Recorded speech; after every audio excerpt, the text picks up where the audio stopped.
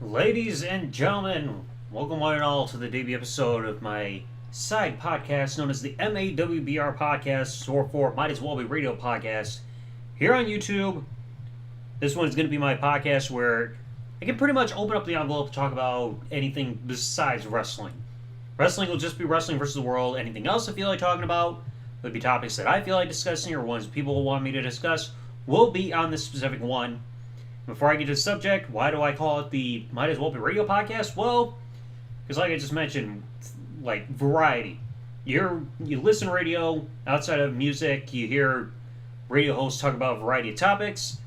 So that's kind of what this whole theme is for this whole podcast. Open up the envelope, no restrictions.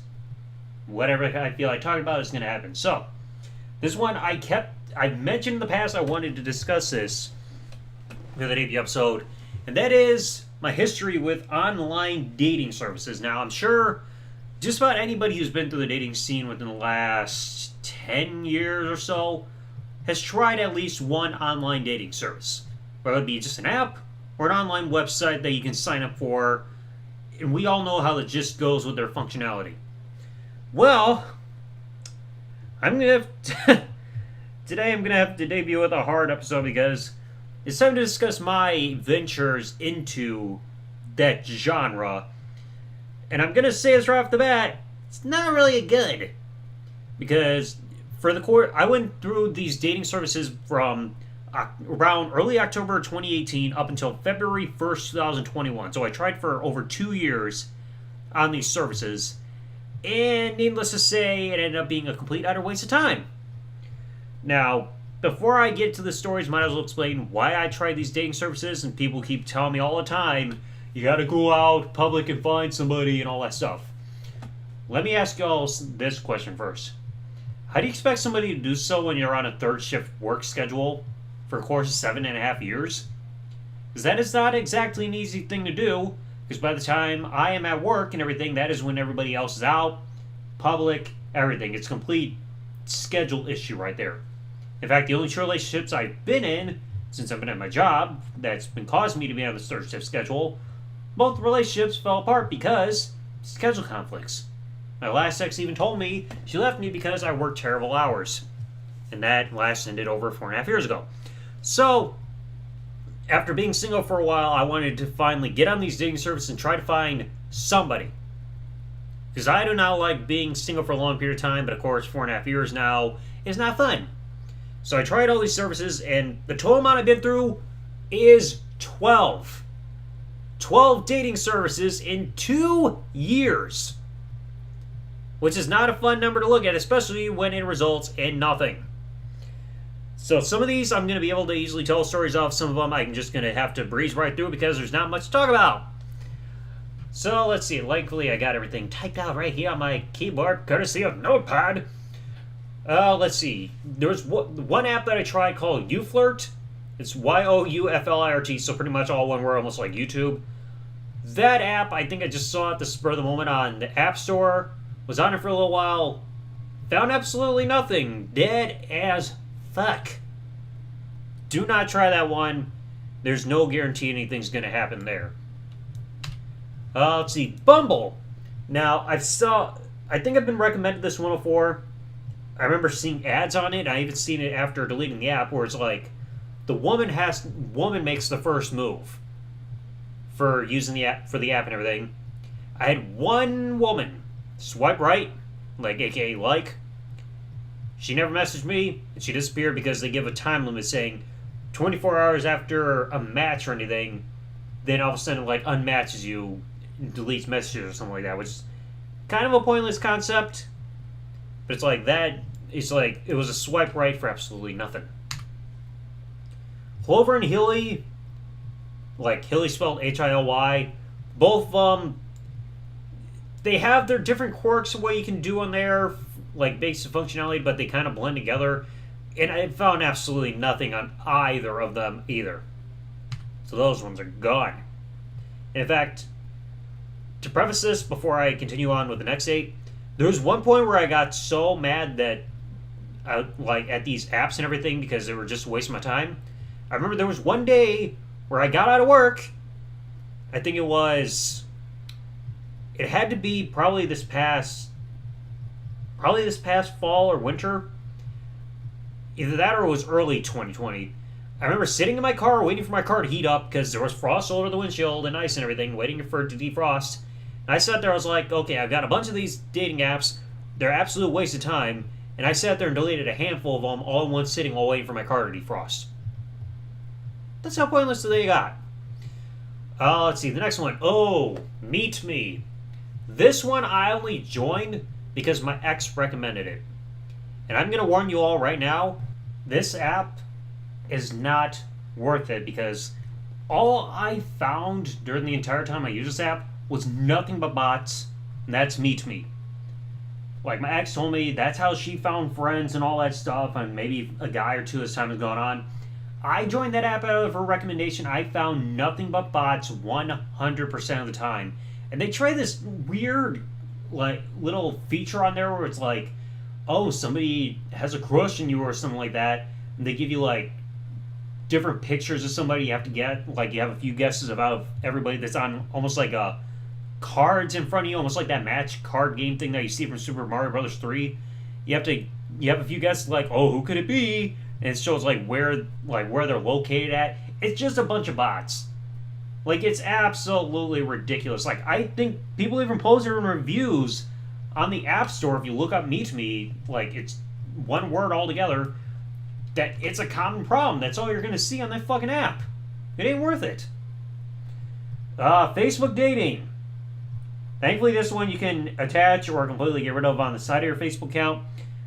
One of my friends from work has had success with finding women to talk to or maybe hook up with from time to time when on there. That one's surprisingly dead.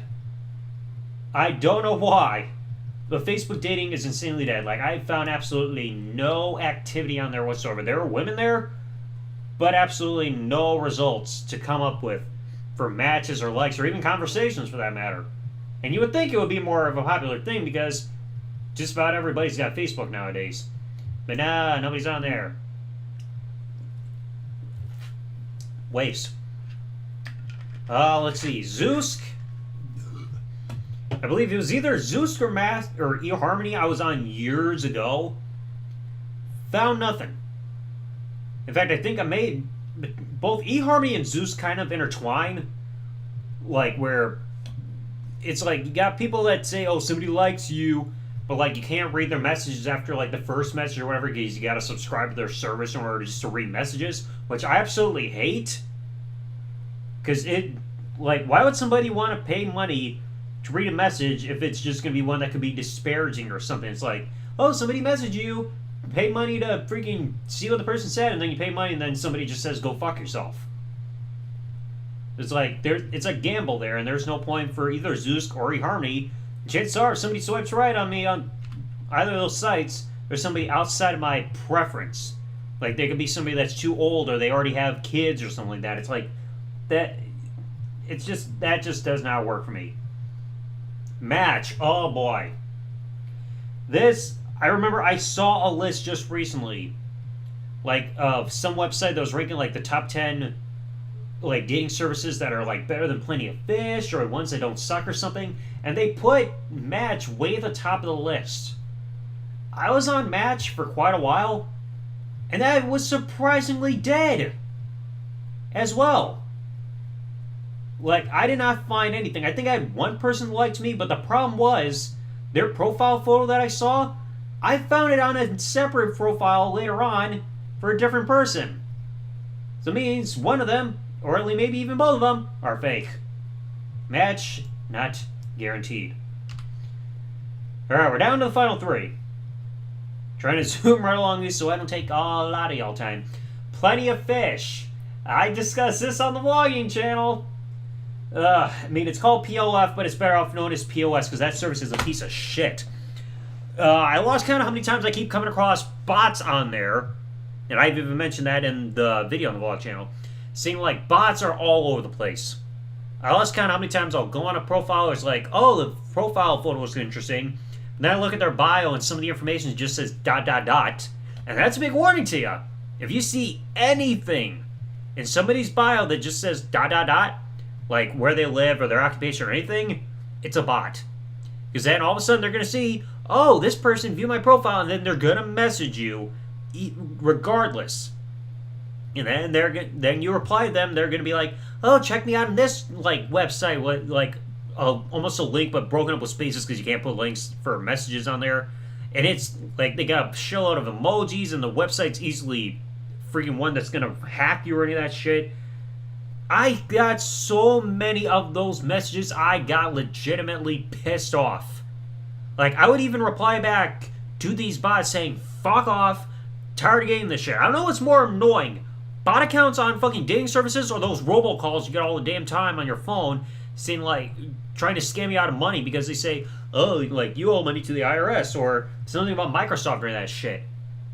Barely any women I ever talked to were real on there, and chances are, if I did try to talk to a woman on there, they would rarely ever reply. I had one or two women reply to me on there, like with some conversation on there. One of them I actually known since middle school. Like she and I were just catching up a little bit. One who eventually got rid of her profile, and then others they either rarely replied back, or even in one instance, I had one that I messaged that completely deleted my message without even reading it. Because like this is like. I paid for some of these services in the past, mainly like Plenty of Fish, OkCupid, and Tinder. Plenty of Fish, I remember at that time there was one girl who said she was a video game fan in her bio, so I sent her a message showing my Legend of Zelda jacket that I got out of my closet, asked her what she thought about it. One message. So then I sent her the message, I go to bed, I wake up later that day, I check the message status, and it said unread deleted. And people who heard that were probably thinking, oh, maybe she saw your profile and said no, but it's like, I checked, because when you're a paid member on Plenty of Fish, you can see everybody who's ever viewed your profile, and she never viewed it. She just simply deleted my message, and that was it. And I think it was like after that, that's when I left Plenty of Fish back in the beginning of this past November. Let's see. I'll save OkCupid for last. I want to talk about Tinder first, because with OkCupid, there's a juicy story, because it's the one that caused me to leave dating services altogether. Tinder, I will give props to them because the functionality of their service is very easy. It's like swipe right if you like somebody, swipe left if you don't, swipe up for super like. So like you want them person to be alerted that, hey, like you're interested in them and everything. And they also have the boost feature, where it's like where you can pay for it. Otherwise, if you're a paid member, like altogether, you can like get a free boost every 30 days. Where it's like for 30 minutes they'll push out your profile more times than often, and it'll range anywhere between being more visible to people 2 times as often, all the way up to 8 times. The only way to get up to 8 times is just swiping through profiles and everything during that 30-minute time limit. With the boost feature, a lot of the times when I used it, I got nothing. Even when I was swiping through and getting all the way up to the 8 times multiplier thing on there, during the boost feature and everything, it just ended up being for nothing. And I never individually bought boosts on Tinder. I'll just get the one free one every 30 days. But again, absolute waste.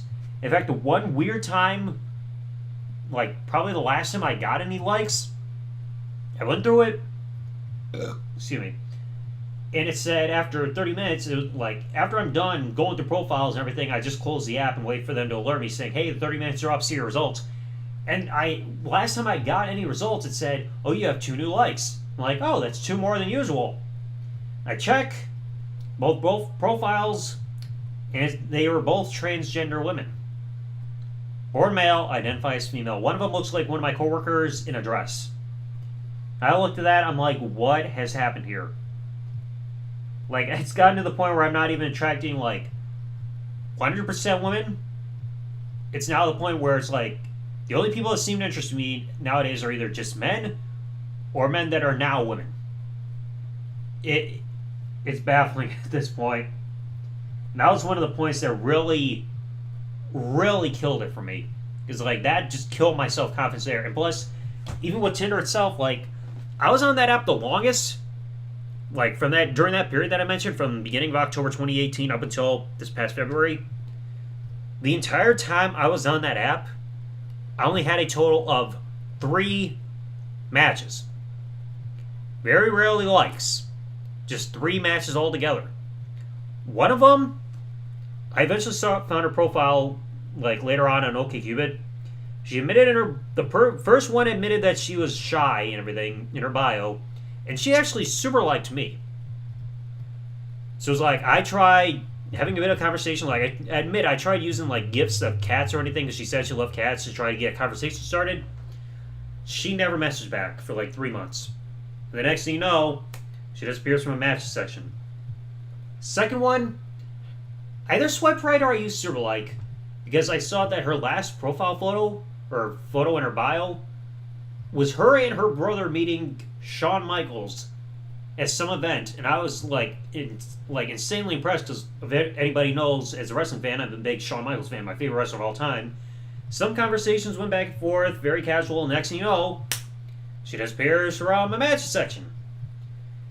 And then came the third one, who's probably like the longest distance away compared to anybody else. I think she's from like northwestern Ohio. This woman I super liked on because I saw 2 big things in her bio. She loves wrestling and video games.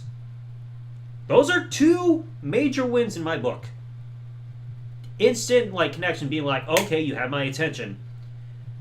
Like, I wish I had saved the screenshot of the conversation because she and I were talking a bit right at first, and I think like quickly she told me she wanted me in a message form to cut a promo to prove that I'm a wrestling fan. I'm like, are you sure? She's like, you want to prove you're a wrestling fan? Do it. And I'm like, okay. Did so. And afterwards, she's like, that's more like it. Then I tried having some conversation with her afterwards, but she never replied back, and she admits in her bio that she sucks when it comes to replying to messages. And then one day, out of nowhere, disappeared. So Tinder is not really a confidence booster there. That seems more like an ego thing for anybody anybody who wants to admit that they got a ton of likes and everything. Like, ton of people are swiping right on me. It's like it's easier for women on those services than it is for men, because for women, all they really have to do is make themselves look attractive and they'll get like a ton of likes. But for guys, it's not easy because a lot of women have serious expectations for what they want, like in a man or anything. And they even list them in their freaking bios and everything, what they look for in a guy.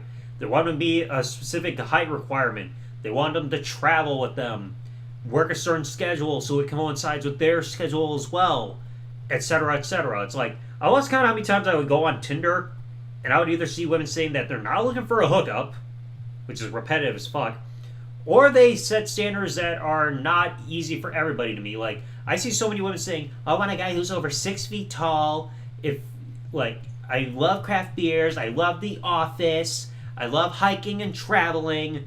It is like, it's just so repetitive, and like that height thing pisses me off so badly, because like I can understand women who hate it when guys have standards for what they say about what they want in terms of like a weight for a woman, but at least with weight, unless you have a medical condition, it can be worked on without breaking the bank.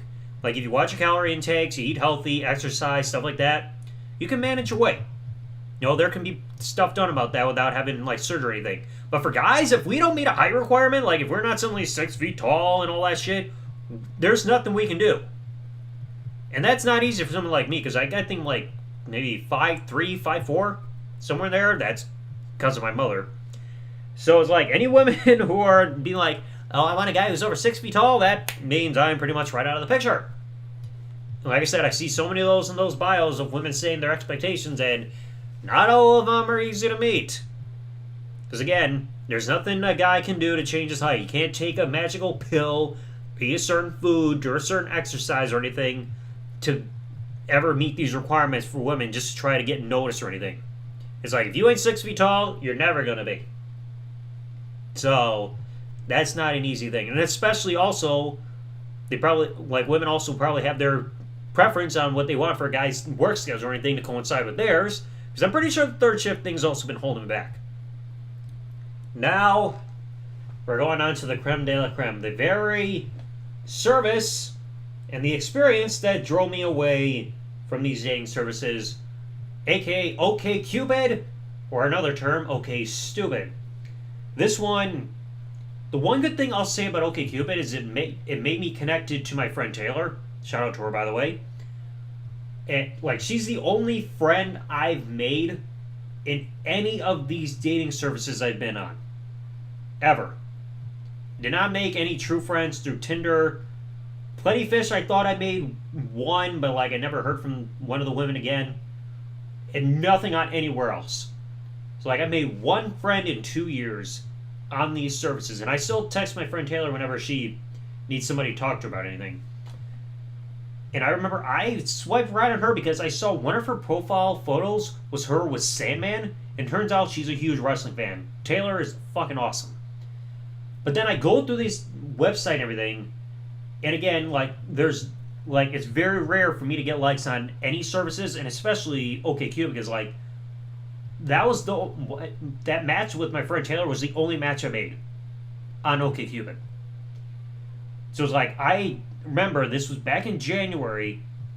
I was like, at that point I was down to like 3 services left: Facebook dating, Tinder, and OkCupid. And like and it's pretty obvious. Again, me getting any woman swiping right on me is very rare. So then back in January, and thankfully I still got the screenshot here on my phone. I remember it was January 5th, around the 14th or 15th of January. I got a notification from OkCupid and an email alert saying that somebody swiped right on you on OkCupid. And I'm like, okay, that's very rare, because again, that when like my bios aren't really probably grabbing anybody's attention, it's either that or my work schedule or my face, I don't know. But like at this point I'm not even a paid member anymore, and after a while I even stopped paying for Tinder too. And like I'll get to that part in just a bit after I read the story. So like I could see a blurry silhouette of this person's profile, because when you check to see the latest people who swipe right on you, it'll be like at the top, it'll be like the most recent person. And if you're not paid, they'll all be like blurry, kind of like if you got like a fogged up mirror after a hot shower. And I could see this woman had like herself in a white hoodie, like a hooded sweatshirt. So they got the double take, which is like almost like the standard thing, kind of like what you see with Tinder, only you can't see the bio information unless you click on the profile. There's like swipe right if you like them, swipe left if you don't. And after a little bit, I quickly come across this woman's profile. She's got 2 photos of herself, one in the sweatshirt and one with her with another woman. Then I read the bio. And I've shown this bio to other people, and they admit this whole thing is fucked up. Here's what the bio says. I'm going to retract the woman's name and where she lives and her age, but I'm going to read her bio right here, word for word. Not looking for a relationship or a hookup. I am happily married. I'm actually looking for a sperm donor to ejaculate into a cup.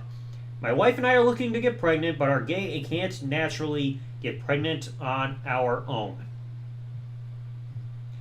You heard that correctly, folks. The first time somebody had swiped right on me in a while on a dating service, and it ended up just being a married lesbian who was looking for a sperm donor. Not somebody swiping right because they want a relationship or a one-night stand or friends with benefits. It's now at the point where it's come down to that, where the first time I get swiped right in a while, it's just a married lesbian looking for a sperm donor for surrogacy. I showed that to people. They admit this is fucked up, because like, I want to give a message to anybody who's thinking about doing that. For any woman who's looking to like find a sperm donor or anything, do not go on dating services. Absolutely zero guys out there are on dating services looking to become somebody's sperm donor so that they can start a family. Guys are looking for one of 3 things: friends, relationships, or booty call. They're not looking to become somebody's sperm donor to help you start a family. If you want to look for a sperm donor, go on Craigslist, Facebook Marketplace, or try to find the closest sperm bank that you can find in order to get your family started. But a dating service is like the last place you should go, because absolutely no guy is going to jump at the opportunity to do that. And as soon as I saw that, that was when the dating service stuff was absolutely dead to me. I said this is a point of no return. Because then, shortly after that, I got rid of Facebook dating. And as I've shown on video on my vlog channel, February 1st, 2021, I officially deleted my Tinder and OkCupid profiles and took the apps right off my phone. And to this day, I have not returned to any of those dating services, nor have I even re-downloaded the apps. Because that one experience right there at the end, after getting a whole lot of nothing for 2 years, completely killed my perspective on these services. It's like when you go 2 years and you get absolutely nothing, it really affects your self-confidence. Especially when you're low on options on like how you can try to meet or talk to somebody. Especially when, like I said, when you're in a predicament like myself, when it comes to a work schedule that's third shift, which is the complete opposite of everybody else's schedules. So after that, I was just like, enough's enough, and I just finally left. Because like I said, nobody is on those services looking for looking to become a sperm donor for somebody just because somebody wants to start their own family. If somebody's looking to donate sperm or anything, it's going to be because they want to have sex with somebody. In 2 years, just not finding anything in terms of no sex, relationship, or anything, it's that was the point where I was just no more. That's when the services were completely dead to me. And money was wasted on some of those services, mostly on Tinder. It feels like it's a scam when they tell you need to give them money in order to unlock these features, because there's no guarantee that it's going to help you get any results.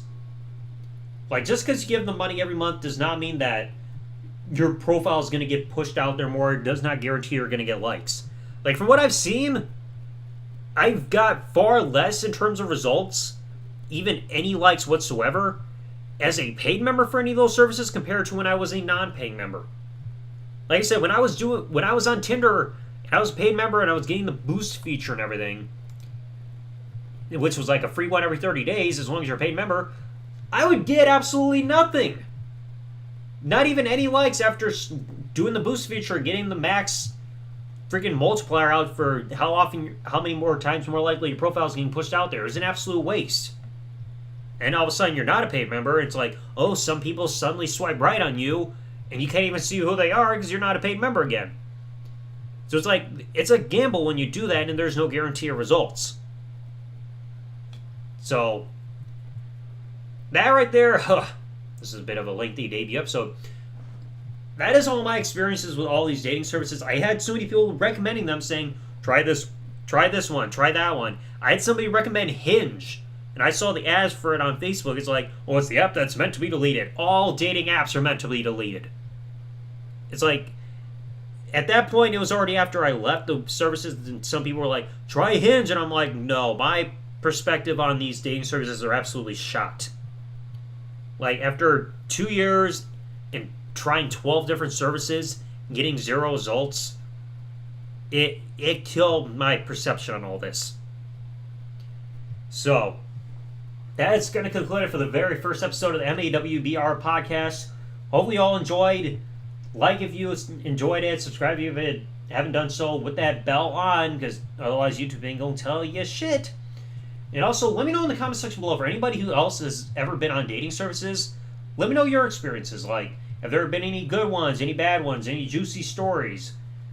Because, again, I tried these out for myself, and there was nothing really juicy outside of that OkCupid experience. It's that completely killed it.